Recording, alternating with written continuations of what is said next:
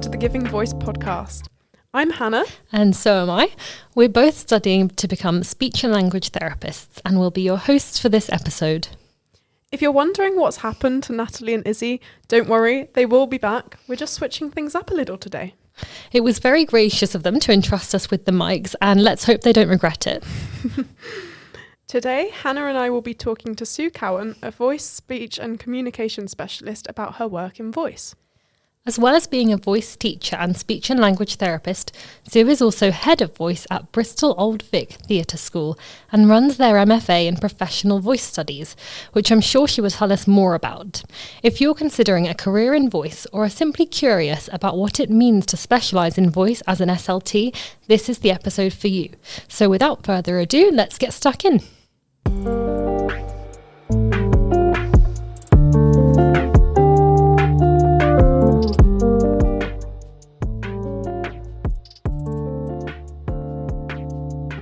Hi Sue. Hello. Welcome. Would you mind just starting off by telling us a bit about what you do?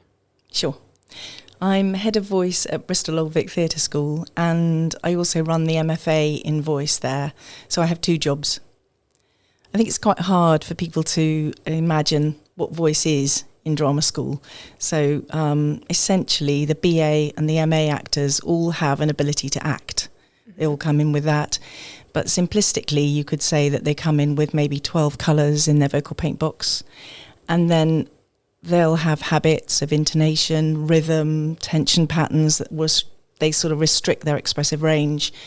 And that can result in a character being held to them rather than them being able to extend to the character. So I work very physically with them to help them make themselves more able really to extend out to the character. And that's done through very physical work. We work a lot with Alexander teachers and movement teachers, and we're working all the time to break physical habits, not in a kind of harsh, negative way, but really in terms of expansion, opening, freeing, releasing, and finding how what it's like when more of ourselves is available to ourselves. And then through that work and through breath work, which is really integral to the work. Breath is the foundation of it all. Mm-hmm.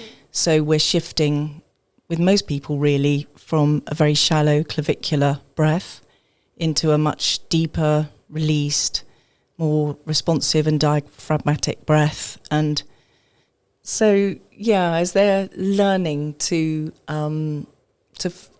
develop their breath and shift out of a shallow clavicular breath, what they also discover is that actually they have a much calmer and more focused energy working for them, and they shift out of a physiological state of panic, really, physiological, psychological state of panic, into a more focused and calm state. So they're getting other tools in their paint box at the same time, and all the time as we're working technically and imaginatively to help them really fill out their vocal paint box so that over time they get hundreds of colours, hopefully. And then when it comes to their second and third years, they're not thinking, what voice should I use for this character? But they have more available to them, and so really they have food for their imagination. All they have to do is connect imaginatively, and then their voice is there for them. That's really interesting. I love that metaphor of a vocal paint box. But could you just tell us, what does a typical day look like for you then? Sure. I don't really have a typical day, and that's one of the things I really love, actually, about the work. The shape of my day changes according to where we are in the year and whether there are productions going on. I usually start work at about 9 or 9:30, depends, and teaching classes of 14 actors through the day. Very often I'll do 4 classes back to back, 2 classes, lunch, and then 2 more classes. It varies as to what their needs are at that time. I'll always start with a physical warm-up, and that was one of the things that made me realise that I wanted to train to be a voice teacher, it didn't make sense to me that voice was a sedentary activity. So we start with star jumps quite often, really gets the energy going, everybody feels ready for the day, and then we'll stretch and release through the body and connect to a released diaphragmatic breath. And then from there we do lots of exercises, various exercises really, depending on what the focus for the class is, and the stage that the student's at. And then we work on sustaining the breath, and then so that they can really work with long and powerful thoughts, and that also supports their singing voice. There's a very close connection between singing and voice teaching at Bristol, and Jonty, who's the head of singing, he trained on our course as well. So we all speak the same language, which is great for the students. They really know where they are, and we're always talking with each other to support the student. So that works very well, actually. So, sometimes, for example, just now, the first years are working on their political speeches. So they will have chosen some speeches over the holidays, and then we'll do some warming up to start with, and then I'll work with each individual student, and they will bring where they are right now. They have to be really open to falling flat on their face. That's the way the best work happens. So if people are really feeling that they daren't get it wrong, whatever that is, we don't believe in that, then it's really not possible to develop and grow. So we're really encouraging, just play and see what happens, and we'll fiddle around with it, and that was good, wasn't it? What happened then? It's exciting actually working with that language, because the language is usually way beyond the kind of language that particular student would use in their everyday life. And the purpose of the speech and the language really encourages a development beyond where the person is. The demands are so great that the only way really is to grow. You have to grow to be able to serve the character. They have to find size, and it can be quite a challenge for quite a lot of them. That sounds like an amazing job. How did you get into this line of work? Well, initially I thought I wanted to act. So I used to act a lot at school, and I didn't even know what a speech and language therapist was. And we had very, very basic careers training at school. We had a Latin teacher who did it on the side. And she suggested that I think about it. And my dad was a GP, and he got me a day, I think it was, at the local hospital. And I just was completely caught. I thought it was fascinating.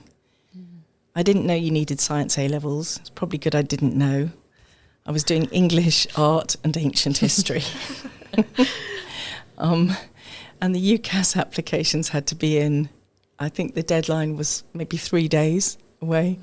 So I had very little time. I did a quick bit of research, and I realised I wanted to go somewhere good, and I wanted to be in London because I wanted to be able to go to the theatre.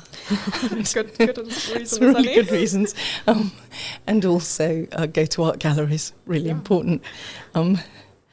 And actually, I really remember the interview. I remember Evelyn Aberton interviewing me.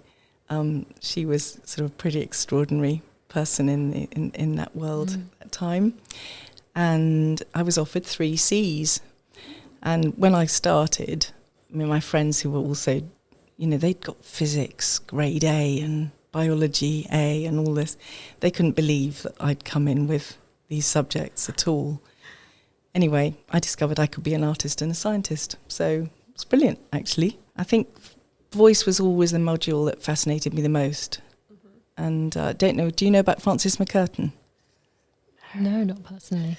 Okay, so she was the first speech and language therapist to ever get a PhD. Oh, wow. Yeah. She was a pretty cool woman. And she was my mentor. And actually, she was completely brilliant, because on the course, we were always being told you can't do anything unless you substantiate it. and I felt like I was half a person because I couldn't use my intuition. Mm-hmm. It was really difficult. And then when I left, she asked me if I would be her research assistant. Mm-hmm.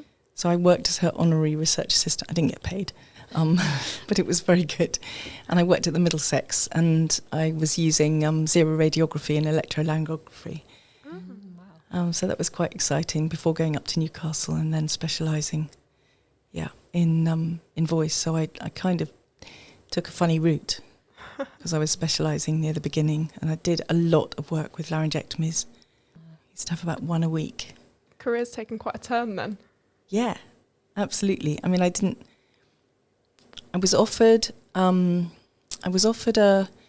promotion, and I was buying a house. It was very cheap, £18,000.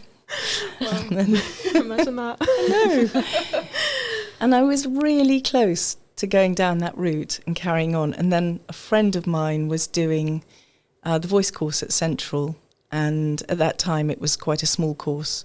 Now it's quite big. We have a very small bespoke course at Bristol, but it was, I think there were 10 people on it at the time, and she was a speech and language therapist. We trained together, and she showed me one exercise, and I just thought, that's it. I really, really want to learn to integrate everything and work physically and sort of extend my knowledge. And so I said no to the job promotion. I stopped buying the house. I moved down to London. I got the interview, but I didn't have the money for the course. And then I was offered a bursary, and everything fell into place. Yeah, wow, it really sounds like the stars aligned for you.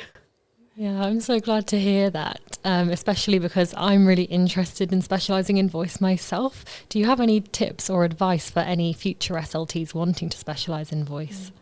Well, I think it's a perfect foundation, actually, for the work. So I think you need to be really fascinated in voice and dialects, ideally, because we work with dialects too. And think it's really important that you come and see what goes on and how it all works. So if you came to Bristol, for example, it's a very small school. It's got a really lovely feel. It's very much like a work family. Everybody knows everybody. The courses are all quite small. And so then you'd be able to talk to students and find out what goes on. And that's really the best way in, to talk to people, I think, and really find out how it all works. And then you can ask all the questions you want to ask. And there's also stuff on our website, so I'd suggest looking there too.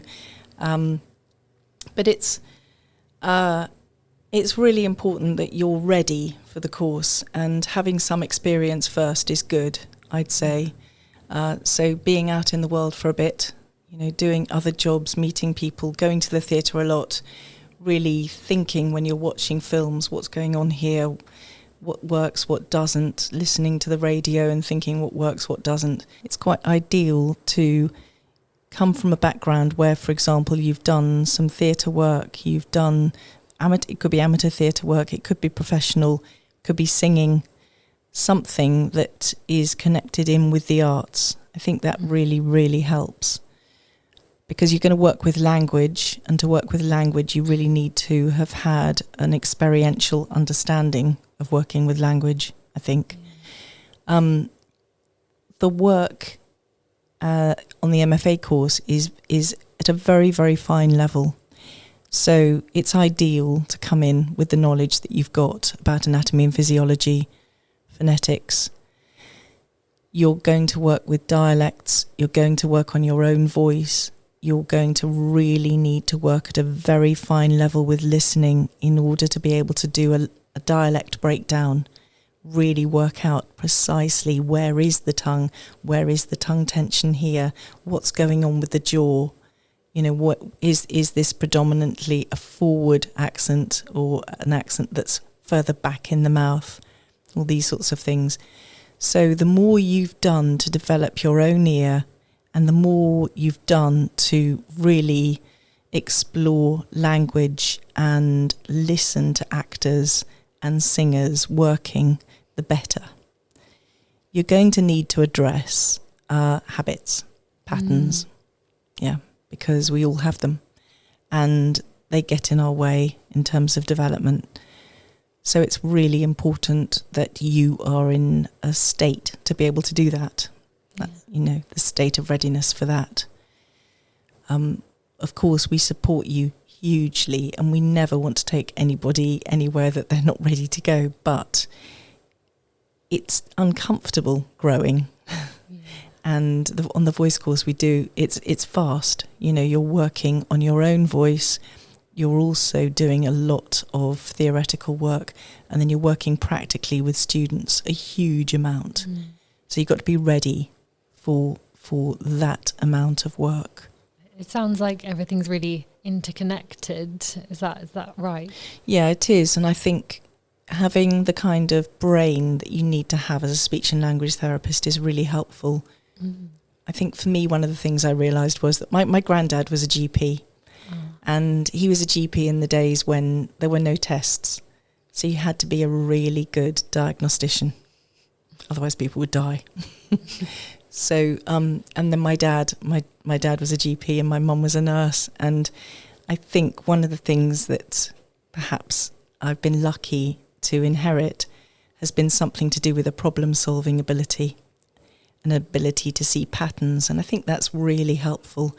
So when you have a person in front of you, you're thinking, okay, what's the connection here between breath, voice, the dialect they come in with, the tension that they may be carrying right now, and what is the one thing I need to do to help them to shift into the place that they really want to go to next. And that's really liberating. But I think as a voice teacher, you have to really keep your ego in check. Because extraordinary things happen when people find their voices and free. And I think we always have to remember that actually we hope to create an ideal environment in which people can grow and change and find the next thing. But it's their discovery. And our job is just to provide the right kind of environment for that to happen. It's exciting. Wow, that's really poignant. That's sitting with me for a second. Yeah, thank you so much for sharing that. That's really helpful. It's okay. So you mentioned the MFA in voice. Could you tell us a bit more about it and that process to becoming qualified? Sure. So I can only really speak about the MFA in Professional Voice Studies that we do at Bristol Old Vic Theatre School. There are various other courses in the country. Ours is particularly practical. And I think it's ideal for speech and language therapists because, of course, you've already done your anatomy and physiology and you've done your phonetics. So actually your focus can be much more on your own vocal development and also the practical working with other students. It does have a very theoretical basis and it's very systematic. So in the first term, you work through anatomy and physiology and you also work with phonetics. And you get an introduction to dialects. Then you work on teaching anatomy and physiology and just finding the simplest way to explain what's going on to an actor. You do an accent breakdown of your choice, and then you teach an accent to a student. So it's, all the time you're doing the theory and you're trying it out, teaching, and you're assessed on that. And then all the way through, you're also working on a dissertation. So you're starting to think quite early on, really, about what really interests you, what fascinates you, what would you like to focus in on more. And then you start to do work on developing your ideas and how you're going to do the research around that and then write that up. Along with that, we have a voice and speech assessment. And so for that, you're very much working on your own voice and then you're producing beautiful piece of work, which we all watch and where the teachers watch, and we mark you according to your development. And of course it does develop over time. So the first one you do in the spring term is just dipping your toes in and just beginning, and then by the summer term the confidence has grown and everybody is, becoming what they're going to be by that point. It's exciting. All the way through, we find where you're ready for the next bit of work. So if somebody is particularly good at dialects, say, then by the end of the first term, they might be working on a production with third year students. Somebody else might be doing some voice work with some of the third years at that point. You start very early on, probably in about week 7, 8, 9, doing tutorials with pairs of actors as well. Always terrifying the first one, but it's fine after that. And then through into the spring term, working on productions with the second and third years. And then by the third term, it's very exciting. We're very unique actually in that we have an MA hub in Bristol. So it's writers, directors, designers and voice studies students, and all work together collaboratively to develop work. And that's lovely for when you leave, because it then means that you've got a lovely group of people who you've supported and they've supported you, and perhaps you then go on to work together afterwards. But in the third term, at the very end of the third term, there's a completely student-led, a number of student-led productions. And, we're out of it as teachers. We're there to support you, but you just work together on the productions, and it's really exciting. So there's a lot of hands-on experience. Yeah, it's really good. What an incredible journey and community it sounds like they have there. It is. It really, really is, actually. Of course, you might not want to work with actors when you finish. You might specialise in working with singers. You might coach. You could work perhaps in business. There are so many different fields that you can work in. Teachers always have voice problems, and very, very high percentage of teachers lose work time through having voice problems. They don't really learn it on their courses, so we often work with them too. Politicians, judges, anyone who uses their voice professionally. The extraordinary thing is that many of them use their voices very much more than, for example, an actor would on stage. But they don't get the training in it. Such a good point. Yeah. Unfortunately, that's all we've got time for, but thank you so much for taking the time to talk to us today and to share your advice.